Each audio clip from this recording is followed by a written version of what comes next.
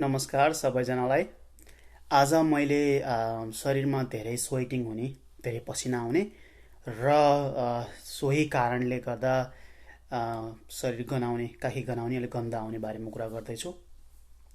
पसिना आउनु शरीरको लागि राम्रो कुरा हो है। स्वेटिङ हुनु शरीर त्यो त्यो प्रक्रियाबाट शरीरमा यो होमियोस्टासिस, यो टेम्परेचर मेन्टेन गर्ने, थर्मोरेगुलेसन गर्ने काम गर्छ। राम्रो कुरा हो। तर कसैलाई अलिक बढी नै स्वेटिङ हुने गर्छ, बढी नै पसिना आउने गर्छ र सोही कारणले अथवा कमै पसिना आए पनि कसैलाई अलिक बढी शरीरमा गन्ध आउने गर्छ है। जसले गर्दा अलिकति अप्ठ्यारो बनाउने, अलिकति एम्बारेसिङ बनाउने हुन्छ। कसैलाई अलिकति एङ्जाइटी, अलिक आत्तिएको बेलामा अथवा घरभन्दा बाहिर निस्केको बेलामा अलिक बढी हुने गर्छ भने कसैलाई सामान्य एक्सर्साइज गर्दाखेरि अरूलाई भन्दा बढी पसिना आउने गर्छ। गन्ध चाहिँ कसरी आयो भन्दा हाम्रो त्यो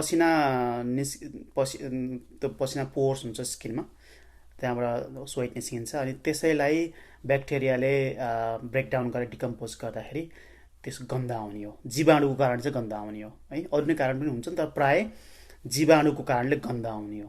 त्यो बुझिराख्नुपर्छ नम्बर 1 है। अब कसरी चाहिँ यसलाई समाधान गर्ने त पहिला गन्धको बारेमा कुरा गर्दैछु है। समाधान अब दिनदिनै नुहाउँदाखेरि, खास गरी बेलुका पख नुहाउने बित्तिकै डियोड्रेन्ट लाउनुपर्छ काखीमा है। गन्धको कुरा गर्दाखेरि मसँग 2टा एक्जाम्पल छ यहाँ। मैले ब्रान्ड देखाउन चाहिनँ। यो डियोड्रेन्टहरू पनि यो काखीमा लगाउने पनि 2 किसिमका हुन्छन् है। एउटा हुन्छ एन्टापर्सपिरेन्ट, जुन पसिना रोक्ने खाले। अर्को हुन्छ सामान्य डियोड्रेन्टमा जसले चाहिँ त्यो ब्याक्टेरियाहरू हुर्किन नदिने र गन्ध आउन नदिने है। 2 किसिमको हुन्छ। एन्टापर्सपिरेन्टमा चाहिँ पनि डियोड्रेन्टकै भूमिका गर्न सक्छ, तर यो चाहिँ डियोड्रेन्ट मात्र हो है। यो चाहिँ एन्टापर्सपिरेन्ट हो। यहाँ चाहिँ एल्युमिनियम जिर्कोनियम लेखा छ होइन। एल्युमिनियम कम्पाउन्ड हुन्छ, एल्युमिनियम सहित मिसिएको। यो चाहिँ एन्टापर्सपिरेन्ट हो, जहिले always if there is aluminium है, एल्युमिनियम। अर्कोमा चाहिँ सामान्य डियोड्रेन्ट मात्रै, जसले जीवाणु हुर्किन दिँदैन। त्यही यस्तो प्रयोग गर्दाखेरि नुहाउने बित्तिकै प्रयोग गरिन्छ, त्यतिखेर नुहाए पनि है, काखीमा र अन्य भागमा जहाँ फोल्ड हुन्छ, जहाँबाट बढी पसिना आउँछ। तर खास गरी इभिनिङमा बेलुका गऱ्यो भने एन्टापर्सपिरेन्टले अलिकति यसले त्यहाँ काम गर्ने मौका पाउँछ। जस्तै पसिना आइरहेको बेलामा लगाउँदा नि यो एन्टापर्सपिरेन्टले काम गर्दैन कि है, पसिनाले पखालेर जान्छ, काम गर्न पाउँ। त्यही भएर इभिनिङमा लगाइदियो भने, नुहाएर भएपछि अलिकति ड्राई गराएर लगाइदियो भने अलिक पोर्सहरूलाई त्यहाँबाट पसिना ननिस्किने बनाउन सक्छ है। सम्पूर्ण कम्प्लिटली ब्लक गर्छ भनेको होइन, केही सहयोग गर्छ। Alright, antiperspirant deodorant. ओके, मैले ब्रान्ड नाम भन्न चाहिने यहाँ। ओके, त्यति भने अब अरू चाहिँ त्यो बाहेकको काखीहरू तपाईँ पसिना आइरहन्छ भने त्यो ड्राई गर्नु पर्यो। टावलले रिन्ने हो कि पेपर के गर्ने, न्यापकिनले गर्ने हो कि, किनभने त्यहाँ पसिना रहिरह्यो भने अघि मैले भन्छ ब्याक्टेरियाले, जीवाणुले त्यो ब्रेकडाउन गर्दाखेरि अनि गन्ध आउँछ। राइट, तपाईँ एक्सर्साइज गर्नुहुन्छ भने जहिले पनि एक्सर्साइज गरेर आउने बित्तिकै त्यो कपडा धोइहाल्ने, साइडमा राखिहाल्ने, अरूसँग नमिसाउने है। कसैलाई यो खानाको कारणले नै हुन्छ। कुनै खानेकुराले तपाईँले याद गर्नु भएको छ भने, सबैलाई हुँदैन है। जस्तै हामीले केही कुरा खाँदाखेरि पिसाब पनि डिफ्रेन्ट गन्ध आउँछ, तपाईँले याद गर्नु भएको छ कि छैन? त्यसरी नै कोही व्यक्तिलाई कुनै कुरा, स्पेसिफिक कुरा खाँदाखेरि अलिक बढी गन्ध आउने गर्छ। यदि तपाईँले याद गर्नु भएको छ भने त्यस्ता खानेकुराहरू नखानुहोस् है। प्राय चाहिँ अलिकति फ्याटी फुडहरू भन्छौँ, जुन चिल्लो पदार्थहरू भएका खानेकुराहरू, लसुन प्याजहरूको कारणले पनि, अथवा जुनसुकै खानेकुरा खाँदाखेरि तपाईँलाई गन्ध बढी आएको जस्तो महसुस हुन्छ भने त्यो कुरा रोकेर विचार गर्नुहोस् है। किनभने सिप आउट हुँदा स्मेल आउन सक्छ। अचम्म लाग्ला, तर त्यो हुन्छ कसैलाई है। अर्को, यदि तपाईँको काखीमा रौँहरू धेरै छ भने त्यो तपाईँ सेभ गर्नुपर्छ है। एटलिस्ट महिनामा 2 चोटि मिनिमम, जसले गर्दा त्यहाँ यदि रौँहरू धेरै हुँदा पनि पसिनाहरू धेरै हुन्छ, अनि पसिना धेरै भएपछि जीवाणु धेरै हुर्किन्छ, अनि त्यही हो साइकल। राइट, अब सफा कसरी गर्ने भन्ने कुरा आउँछ। सफा गर्ने यसलाई अथवा कम गर्ने कुराहरू, खास गरी गन्धको हाइड्रोजन पेरोक्साइड भन्ने सुन्नुभएको छ होला तपाईँले होइन, फार्मेसीमा नि पाइन्छ। त्यो थोरै 1 भाग र 2 भाग पानी मिसाएर अनि यस्तो सिरिन्जमा राखेर स्कोट गरे नि हुन्छ होइन। अलि धेरै नै हाइड्रोजन पेरोक्साइड भयो भने चिलाउन थाल्छ है, अलिकति इरिटेट गर्छ। सकेसम्म 1 भाग हाइड्रोजन पेरोक्साइड अनि 2 भाग चाहिँ पानी मिसाएर दिनको एकपटक सफा गर्ने है, जसले गर्दा जीवाणु हुर्किन पाउँदैन, जीवाणु मर्छ। राइट, यदि तपाईँले यस्तो एन्टापर्सपिरेन्ट र डियोड्रेन्ट प्रयोग गर्नुहुन्न भने त्यो गर्नुपर्ने हुन्छ है। अर्को भनेको एप्पल साइडर भिनेगर, जुन चाहिँ खानामा नि प्रयोग गर्छौँ। मसँग मेरो किचनमा भएको, मैले दौडेर लिएर आएँ भर्खरै। एप्पल साइडर भिनेगर लाई पनि प्रयोग गर्न मिल्छ है। यसलाई त केही पानीमा मिसाउनै पर्दैन, यो त कटन हुन्छ नि, चोबेर अनि लगाएर हुन्छ, र नभए यस्तै सिरिन्जमा लिएर अनि सफा गर्ने ओके। त्यसले गर्दा त्यो जीवाणु मार्ने काम गर्छ क्या है, दिनको एकपल्ट गर्दा राम्रो। राइट, त्यो भिनेगर हो है, एप्पल साइडर भिनेगर, अर्थात् जुन भिनेगर प्रयोग गर्दै हुन्छ त्यो छैन भने यो चाहिँ नियमित खाना हुने खाले भिनेगर हो ओके। अलराइट, अर्को बेकिङ सोडा। बेकिङ सोडा हुन्छ नि जुन खाना पकाउँदा प्रयोग गर्ने सोडा, त्यसलाई र त्यो मात्रै प्रयोग गर्दै हुन्छ, नभए लेमन जुस मिसाएर मसँग कागती पनि छ है, लेमन जुस मिसाएर मिक्स गरेर गर्दा नि हुन्छ।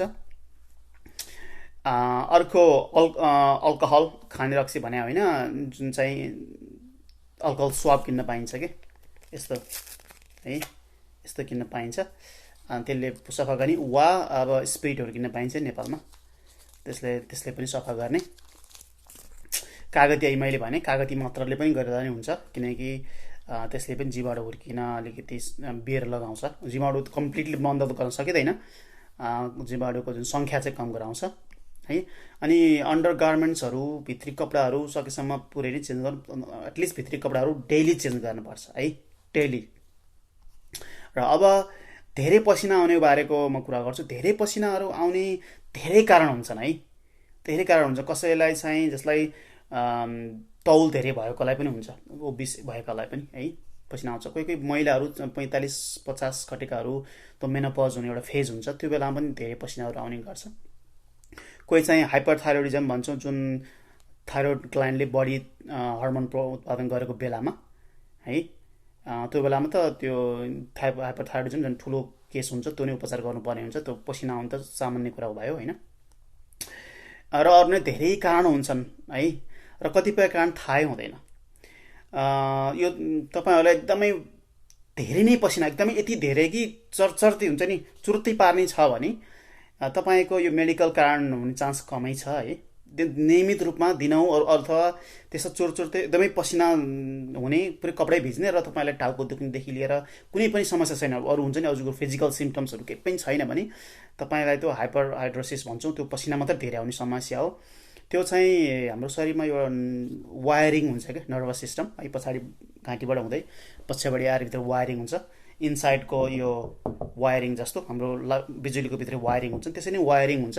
त्यसले सिग्नल पठाएर यो पसिना छुट्ने हो है। त्यो सिस्टममा खराबी भएको कारणले पनि यो हरहर्ती पसिना आउँछ कि, त्यो सिस्टमको खराबी हो।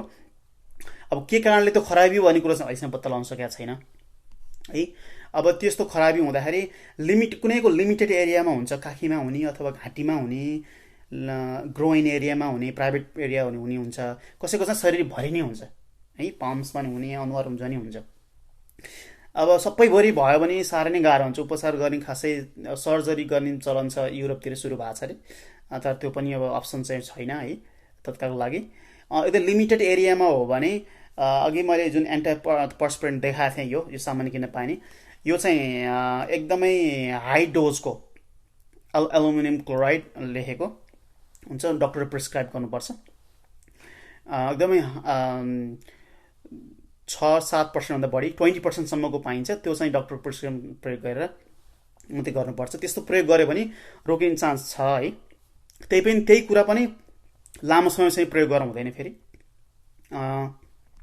त्यही भएर अति नै धेरै पसिना आउनेको लागि खासै राम्रो उपचार छैन ओके।